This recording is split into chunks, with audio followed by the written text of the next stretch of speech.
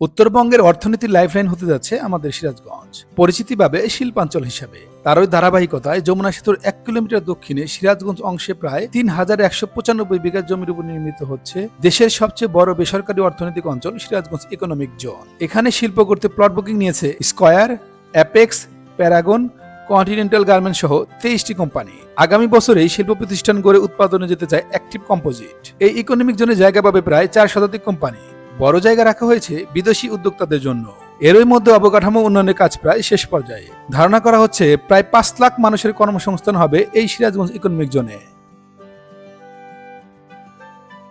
অপরদিকে যমুনা সেতুর উত্তর অংশের 4 নং ক্রসবাদের পাশেই 1200 বিঘা জমির উপর প্রায় 570টি প্রতিষ্ঠান নিয়ে সরকারিভাবে তৈরি হচ্ছে বাংলাদেশ ক্ষুদ্র কুটির শিল্প কর্পোরেশন বিসিকের শিল্প পার্ক। চলছে সীমানা প্রাচীর, প্রশাসনিক ভবন সহ অন্যান্য স্থাপনার কাজ।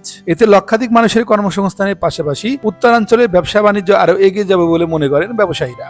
শিল্পাঞ্চল হিসাবে সিরাজগঞ্জকে দেখার জন্য শুভদিনের অপেক্ষায় রয়েছি আমরা সিরাজগঞ্জবাসী।